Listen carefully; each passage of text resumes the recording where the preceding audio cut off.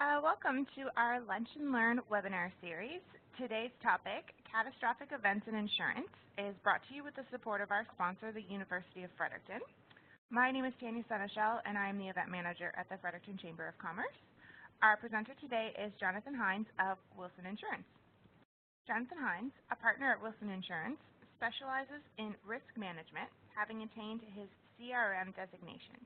In addition to his CRM, John holds a degree in business administration, has his Canadian accredited insurance broker's license, Class 3 license, and is a life, accident, and sickness agent.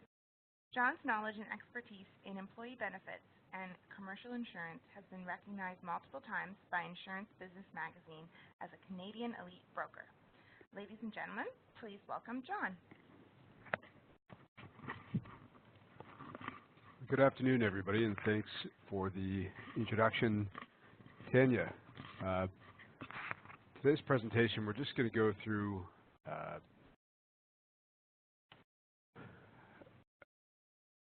few takeaways surrounding catastrophic events.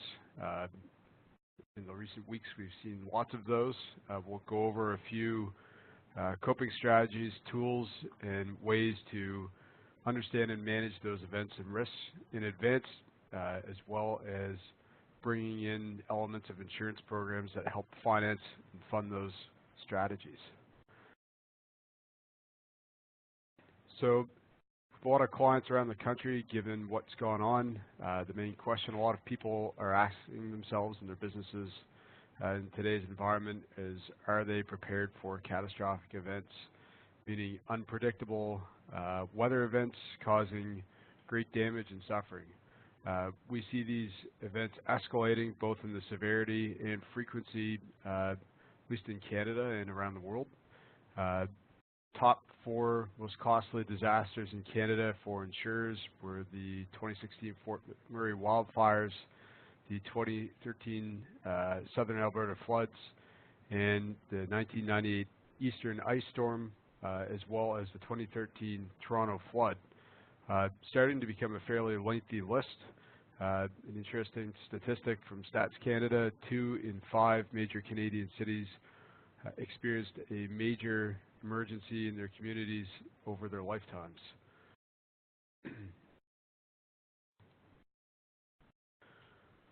So in addition to having insurance, oftentimes we're asked, what else can I do, and how can I prepare my business for a catastrophic event? Planning proactively is one of the best strategies in order to avoid the circumstances where a catastrophic event has damaged a business significantly, its operations, and drastically increases the likelihood that the business will recover and continue to operate. Questions to ask are, what are your potential organizational risks? Meaning, where are they coming from? What are the most likely impacts to a business? Are they asset-based losses, meaning loss of the building or its assets or production equipment? Are they loss of the business's customers, its key personnel, IT systems? We'll talk about some of these things as we go through the presentation. Have you quantified your organizational cost of risk? Meaning, have you attached dollar figures to what losing the key business infrastructure, supply chain network, other elements that helps the business operate? Do we know what those quantums are? Have we created an emergency preparedness plan to react to various situations that threaten our businesses and our organizations?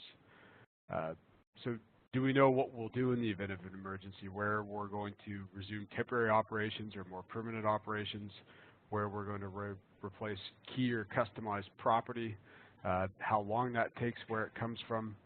Have we developed financing strategies to manage these elements, whether that's insurance or other types of financing strategies? Do we know where the capital is going to come from to help us respond to various incidents that may occur? And does our business or organization realistically understand the insurance program and the resources that it offers? Insured losses in Canada hit a catastrophic all-time high of $1.3 billion last year. So Catastrophic events are becoming costly for insurers, organizations, and governments, and the trend will most likely continue into the future. So for every business, there's different elements of risk, and they come from different areas. For some business, operational risk is their leader. They're less dependent on certain types of physical assets and more dependent on operational risks, including contractors, IT companies, various businesses that have dispersed operations. Some are more susceptible to financial risk, interest rate differences, issues with cost of capital, issues with the banking environment or regulatory environments. Some are more susceptible to strategic risk like increased competition, and others more susceptible to hazard-based risk, so loss of key assets. Interestingly, natural disasters or catastrophic events can cause businesses increased cost of risk in any of these areas. If you take, for example, flooding, it can cause, if interest rates are rising at the time that there's been property loss, it can cause increased financial risk and increased borrowing costs to a business. It can make that business more susceptible to competition if they can't re-enter the market, even if they have protection for their lost income. And it can also significantly hinder replacement of property if that property is customized. It takes longer to rebuild or replace. So catastrophic events, if not planned for in advance, can have an extremely negative impact on business. So our main theme that our firm talks to all of our clients about is the fact that insurance is not a disaster recovery plan. Just by buying insurance and acquiring an insurance policy, it doesn't force our businesses to do this necessary work to understand how we're going to recover, what the steps are to do that. The insurance program simply provides financing to do so.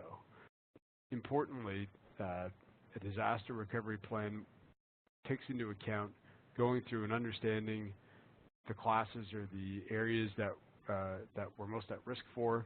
It looks at the probability, frequency, and impact, costs related to those issues, and then finally going through a planning process to look at strategies to manage, mitigate, and reduce the costs of those various risk issues occurring. One area that we find folks often lose sight of or don't continue with is changing to adapting in dynamic environments. So year over year risks change, and we need to plan for those and continue to monitor and review what those risks look like for our plans to be effective.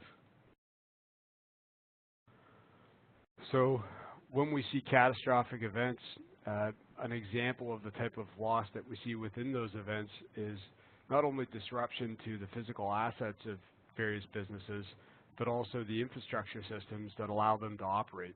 So traditional examples of loss of power and utilities are phones, servers, heating, lights, but we want to also look at dependent businesses on clean water, like, for example, food processing, businesses that require IT systems that include fiber optic lines or internet-based lines, natural gas, and so on. All sorts of businesses, in addition to typical hotels, restaurants, retail, and manufacturing, rely on these various services. So food processing is one example, but you could also look at IT service providers that are reliant on internet access and on telecommunications in order to operate. So physical losses can affect those businesses even if they're not necessarily dependent on any one location. So with disaster recovery planning and insurance program review, there's no one right answer for any particular business. The decision-making process that we encourage clients to review and go through is to look at the probability and impact of loss and plan for what that looks like, and then develop various strategies around how to manage those risk issues. So if we look, for example, at the possibility of flooding, statistics in Canada would tell us that the odds of that occurring in various communities is increasing. So more probable to happen, and with increasing water levels and various issues that are environmentally determined, the impact of those losses is becoming higher as well.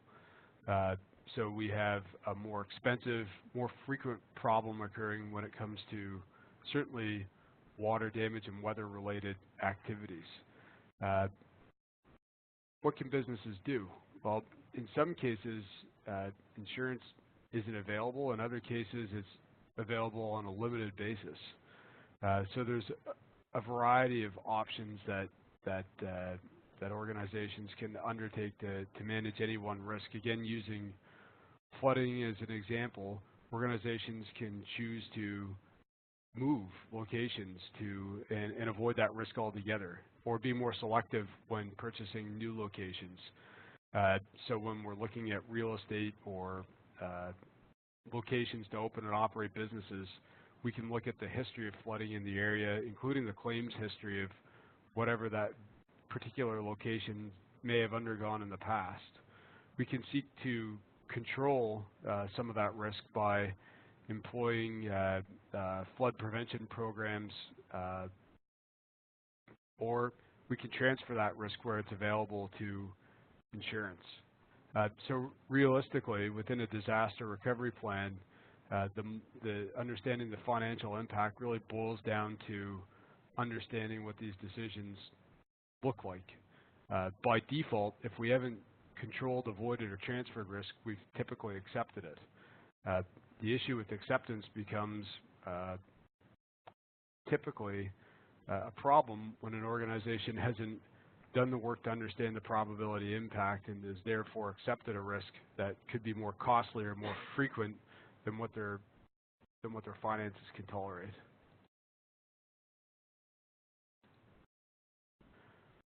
So how do we start planning for catastrophic events? Start by identifying risks that could lead to both short-term and long-term suspensions of operations. So loss of physical assets, including buildings, dependent locations that offer us supplies for our businesses, other elements of our supply chain, loss of key personnel, which can also happen in catastrophic events. So how do we function without key people in our businesses that either due to a loss of life issue or the fact that they can't be present on site to be part of normal business operations? Delays and interruptions within our supply chains. What happens when we can't bring in material, or there's increased cost to bring in material, or catastrophic events have closed the businesses of our key suppliers? Loss of data. And then importantly, with the dynamic of what's going on with social media and the way that communications and business communications are occurring in the present day, negative media exposure is more and more of an issue. In the past, negative media exposure, more typical traditional thoughts are around the newspapers and the television news reporting agencies that provide and distribute information. Today, due to social media, negative media can be an issue based on the communications of individuals on Twitter, Facebook, various forms of social media, email, etc. So when something happens to our business and it's not accurately articulated in the media, how do we counter that information with accurate communications? Who's going to do it? What does the message look like? And how does it get disseminated? So when you look at a disaster recovery plan, there's various elements that should be reviewed. So first and foremost, we want to identify key risks, prioritize what those risks look like. They're different for every business. We want to look at proactive mitigation strategies. If there's an occurrence of a loss, how do we mitigate against that? How do we reduce the cost and impact of that loss? Uh, Short-term mitigation strategies include what we're going to do in the short term while we replace our long-term assets, our long-term personnel, or our long-term supply partners. And then long-term strategies. How do we arrive at permanent solutions to resolve the losses that have occurred? Generally, businesses will need both internal and external resources to deal with catastrophic events. It's helpful to understand what that looks like in advance. So we'll go through various examples of internal and external resources, but important to identify that both can be necessary. Then the financing strategies. The cost of the incident, how's that borne? Is it paid for and funded by insurance, or are we going to pay for and fund that internally or with loan or financial instrument vehicles? Develop in advance media and communication strategies, a written plan, and then review regularly if there have been significant changes that have to be updated within our plans. So how do we prioritize key elements of risk? Well, first we want to determine the frequency, severity, and impact. So what's the likelihood of something happening? What will be the duration and amount of damage? And what are the overall effects? So if we use, again, the recent water damage issues in Fredericton, what's the likelihood? Well, it's increasing.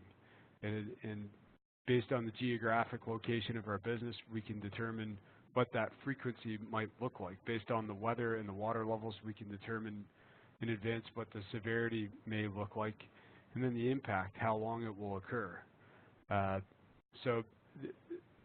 Using another example, equally interchangeable with a fire loss. What's the frequency? What's the severity of the damage? And then how long will it take to rebuild that building? That information helps us understand what we should really be looking at. For businesses that don't operate based on a dependent location, like a contractor or somebody operating out of a leased space, there's different considerations.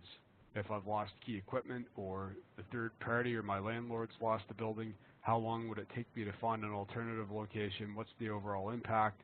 What's the availability and cost of those locations? Then risk ultimately vary significantly by organization type, assets versus utilities, and even cyber-based losses. So we have to understand what are the top causes of loss that may negatively affect our business. The ability of any business to sustain or tolerate risk really boils down to the organization's borrowing capacity, how much debt can occur to finance risk that may not be insured. What's the financial position of the business to be able to respond to and recover from losses?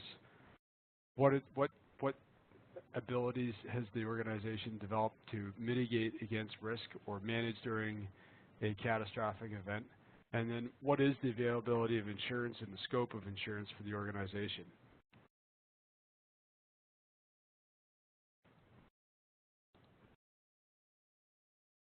So proactive mitigation strategies include having a backup plan. So if we have unique or customized equipment, do we have duplicate parts or components? Do we know where they come from? Do we know what the delivery date looks like? You see this often in manufacturing losses where there's customized equipment, or contracting losses where we have equipment that's built uniquely for that business that isn't easily replaceable. Businesses that are relying on data, for example, our business is an insurance brokerage operation.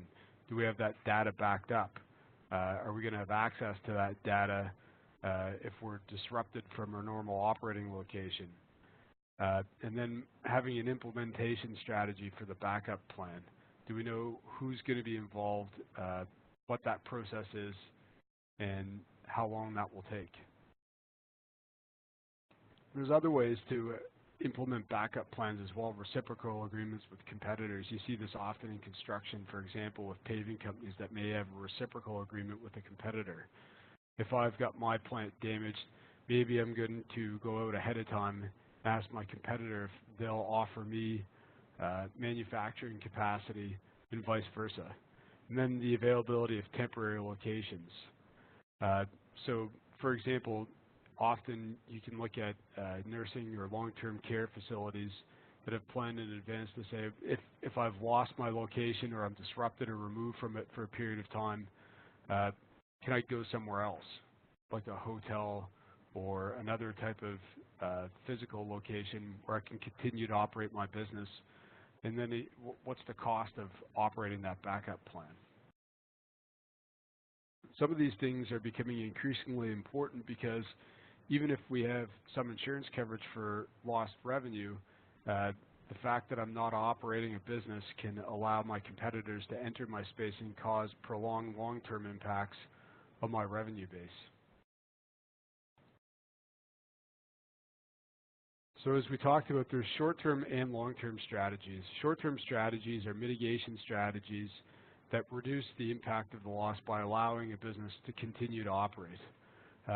Questions to ask are if operations can be sustained and how quickly that can occur after a significant event such as a fire, flood, or other type of physical loss.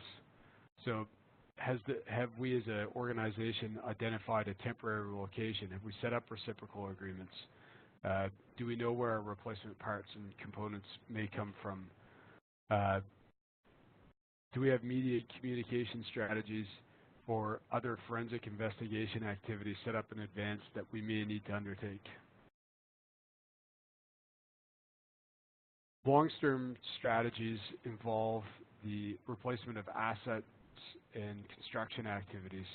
So in order to do that, have we pre-qualified who's available in our local market and developed vetting procedures to quickly determine who we may need to employ in order to rebuild or replace lost assets?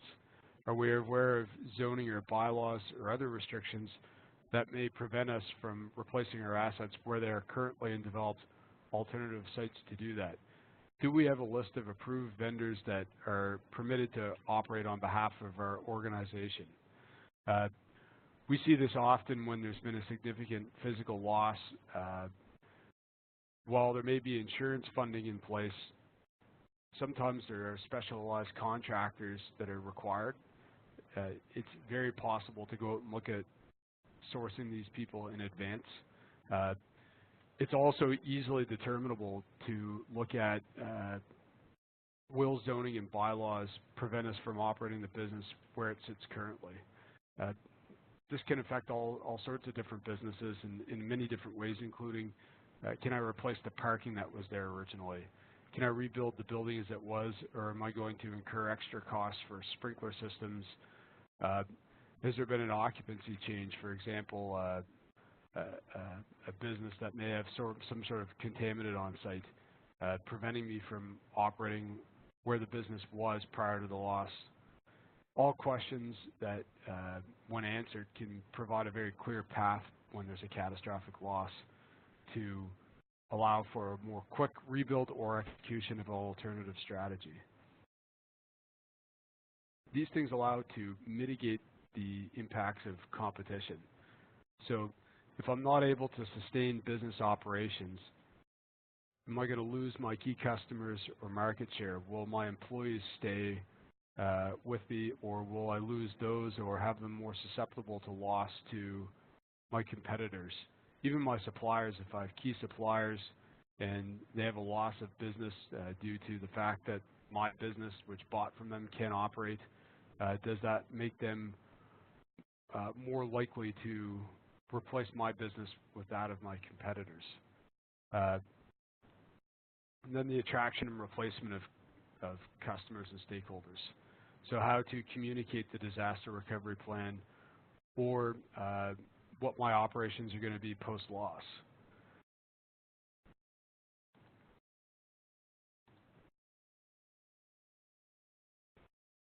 So part of understanding disaster mitigation is identifying who and what we'll need for internal strategies. So the availability of key employees, retaining and mobilizing them in the event of a loss, making sure that our marketing and communications departments are available and are part of our loss recovery plan, especially for most businesses now, IT support, replacement, or forensics in the event of a network security loss or other type of physical loss, rebuilding the IT infrastructure network.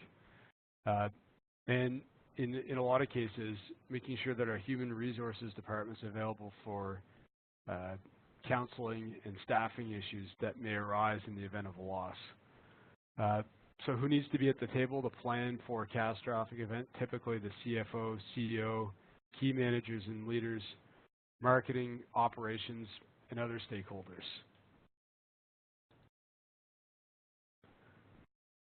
Oftentimes, businesses haven't or it hasn't occurred to them, or they haven't developed external resources in a proactive manner in advance of a catastrophic loss.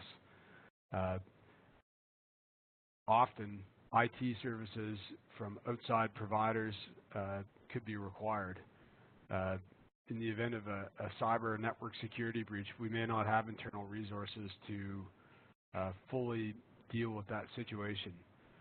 So identifying who we would need and what type of services we would need from them is helpful. Legal services are often needed during catastrophic events. Most clients aren't aware that they can have their panel counsel pre-selected. So if you use a law firm regularly, you can have them pre-approved by your insurer. Forensic accounting services following catastrophic losses can be very valuable in determining what the actual loss of revenue is. So identifying in advance an accounting firm that has a forensics practice to help us understand and quantify our losses is helpful. Key suppliers, advertising, media and communications consultants, and environmental reporting contacts can all be very valuable to have listed and have readily accessible in the event that there's a catastrophic loss. So we want to have all these available. And I'll talk in a few minutes about insurance programs and what they offer. Many of these services are available to clients who adequately review their insurance program within their insurance program. So media and communication strategies, as we've spoken about, can be very, very critical in given the fact that social media allows widely disseminated and rapid publication of information that may be accurate or not accurate with regard to our business and its operations. So key strategies around communications are developing communications policies. What forms of media are we going to use to communicate our message? Identifying appointed and authorized personnel to communicate with the public. So making sure that our employees understand who's going to communicate a message if they're asked by any individual or the media, and developing statements and policies for media releases, whether they're official in an interview format or less official based on publication on social media. We need to understand what sorts of statements and policies we need in advance. Sometimes developing those statements and policies involves either internal resources like marketing or human resources, or external resources like panel counsel or marketing agencies. Identifying communication methods. So are we going to disseminate messages on social media like Twitter or Facebook, or are we simply going to stick to print, radio, or other forms of media? All important questions to ask so that our messages are distributed clearly and in a way that the organization is comfortable with.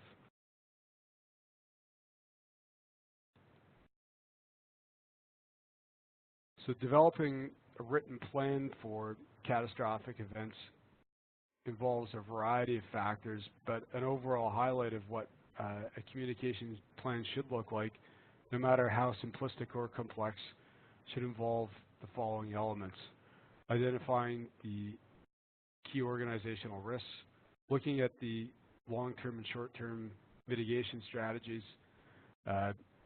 developing asset inventory lists, expected replacement timelines for specialized parts or components, developing an employee directory, and making sure that there's a way of communicating with employees in the event of a catastrophic loss, a directory of key contacts, whether they're key vendors or outside advisors, like panel counsel, marketing firms, disaster cleanup companies, contractors, developing a directory of customers and clients in a way that we can communicate with them if we've lost our physical assets or systems, key suppliers, identifying leaders and decision makers that may need to be involved, having a written action plan for mobilizing our internal and external resources, understanding what the financing of risk looks like. Is it going to be via insurance or other type of financing instruments? A crisis communication plan and accountability and benchmarks during the catastrophic incident or loss. We need to regularly update these plans because all sorts of factors change which could render our plan less effective over time. Some of these changes occur due to changes in the business's operations, changes in its employees, changes in the type of risk that the organization faces, legal changes or precedent that develops in the outside environment. A recent example of what's going on in regulatory risk that businesses may or may not be aware of is changes in privacy compliance. So are there external factors that have changed that are beyond our control that have increased our organizational risk? Changes in competition, weather-related, and we need to be sure that we're testing our plans regularly and going through different scenarios to make sure that they're effective. Question that we're often asked is, what role does insurance play in a disaster recovery plan? And I'll talk a little bit about how the insurance program works and why it's really not a strategy unless we've done some of the things, or preferably most of the things that we've been speaking about for the last while. So when we see catastrophic events, often people say, well, the business either had insurance or it didn't have insurance. The organization had coverage or it didn't. And it typically isn't that simplistic. So business interruption coverage covers lost revenue and lost operating revenue. The issue with business interruption coverage is that it's triggered by an insured peril. So the coverage follows what we call underlying insurance. So if there's no coverage to trigger the business interruption cover, there's no insurance for business interruption. And the best example, the easiest example we can give is if your property program has flood coverage, then typically if you have business interruption coverage, it'll be triggered based on the flood coverage being triggered. If there's a business or an entity that doesn't have flood coverage and there's damage that's sustained during a flood, typically there's no business interruption coverage either. So it's a double-edged sword, no coverage to replace the affected property and no coverage available to sustain the loss of operating revenue. So it's important to be aware of limitations and exclusions within business interruption policies. It's also important to understand that it's available on several different policy wordings with various options, and it's available on other forms than property insurance.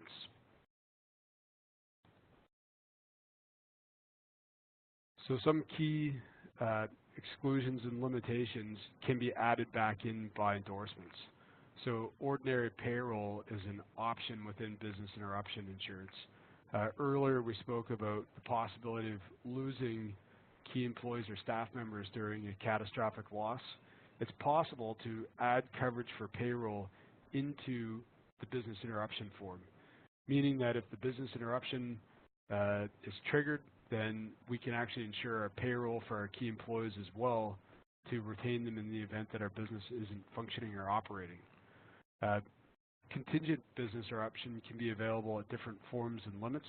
So businesses that are specifically reliant on an outside organization or entity for its services or products can be susceptible to a loss of business interruption, even if the actual physical incident doesn't occur at their facility.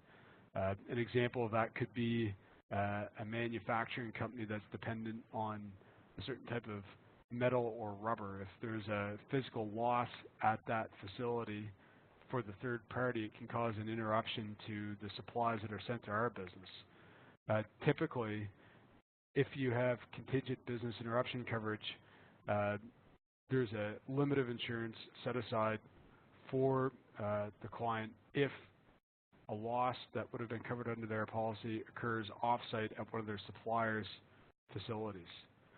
For dependent businesses on these services and products, well worth the time and effort to review what that looks like.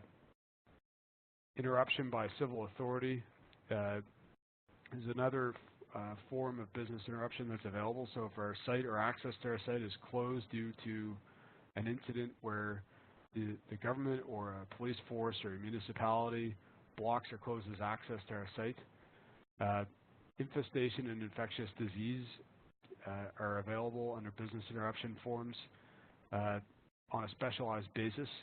So not necessarily a flood or a fire could be the catastrophic event.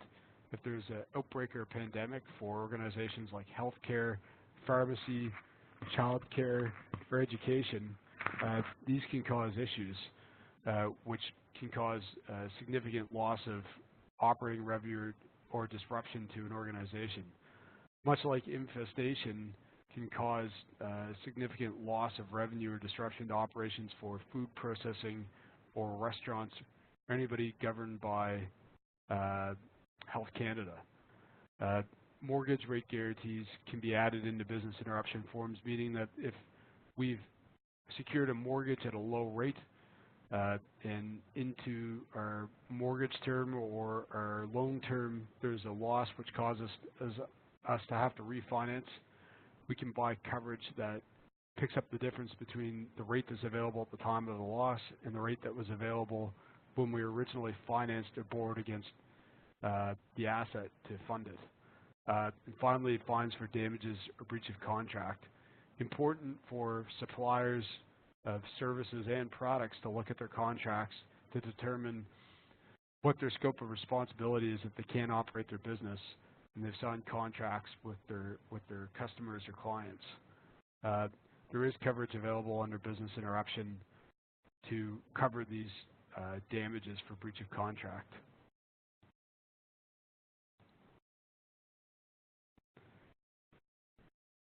So as we spoke about, coverage is a follow form. So when it comes to water damage, we're looking at sewer backup coverage and flood coverage or other forms of water damage, fire, even equipment breakdown. So really important to understand what the scope of our insurance program is and where our business interruption kicks in or where there may be limitations.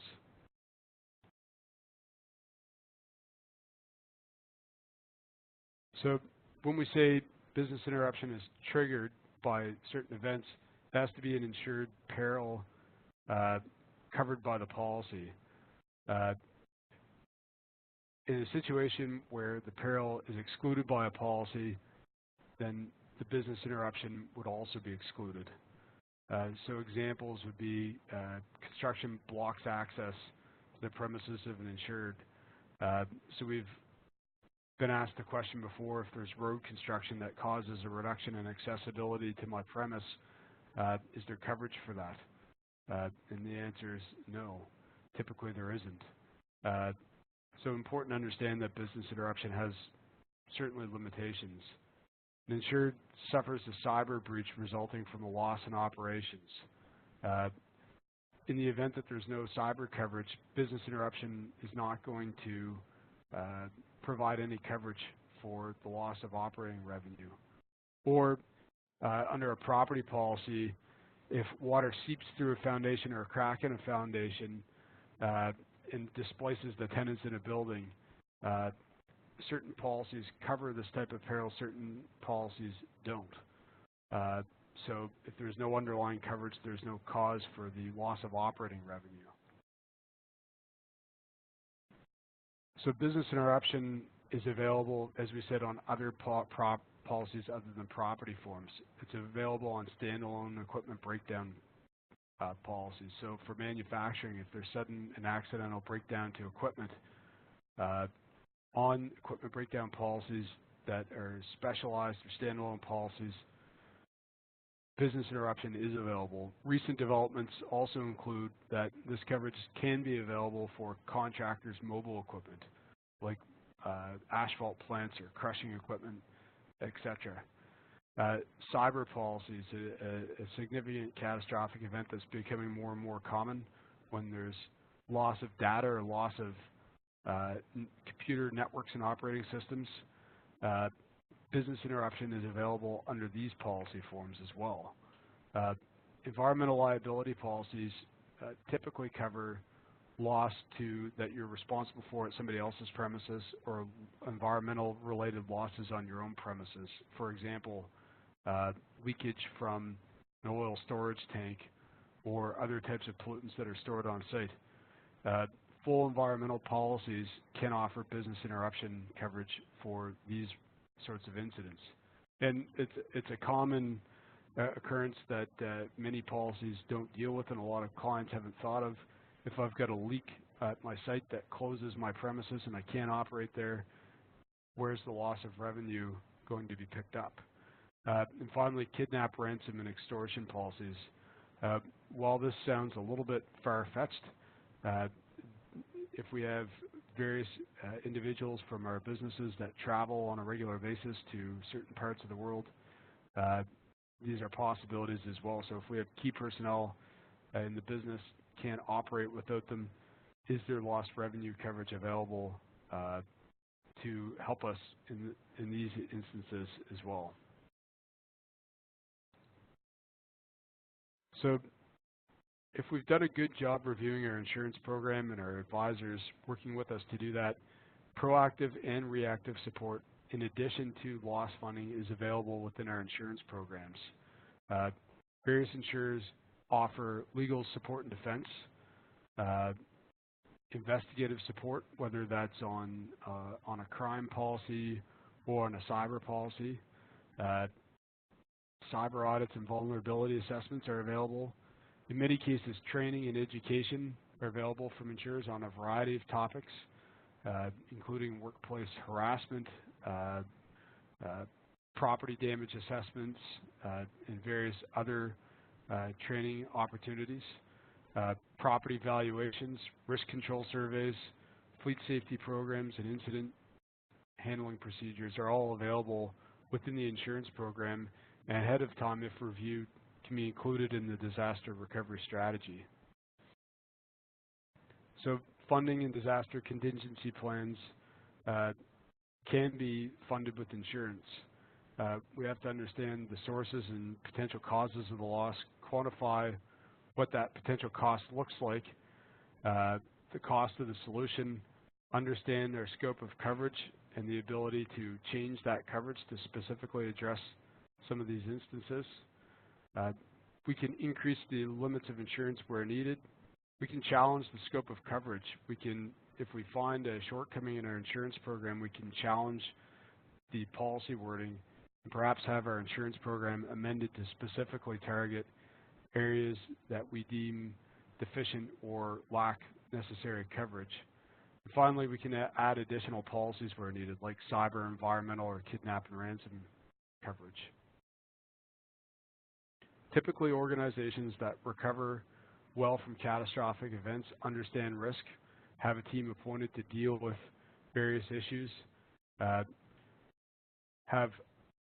an update and track contacts, back up their data, review and regularly review their insurance program and scope of coverage, prioritize essential organizational functions, have alternative facilities pre-selected, prepare employees for catastrophic events, and regularly test and update their plans. With that, we're still inside of the hour, but I'll close off here and invite anybody that's listening to reach out to Tanya in the Chamber of Commerce with any questions that you may have, and we're certainly happy to address those. I'd like to thank everybody for making time to listen today.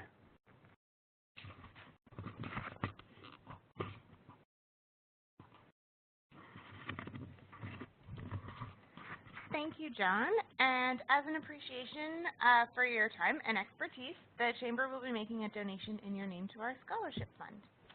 I would also once again like to thank and acknowledge the University of Fredericton for sponsoring our Lunch and Learn webinar series. If you would like to watch this webinar again, or if you'd like to pass it along to your coworkers or anybody who might be interested, especially considering what's happened in Fredericton recently, it will be posted on the Chamber's website and YouTube channel within the next week or so. All right, thank you and have a great day, everyone.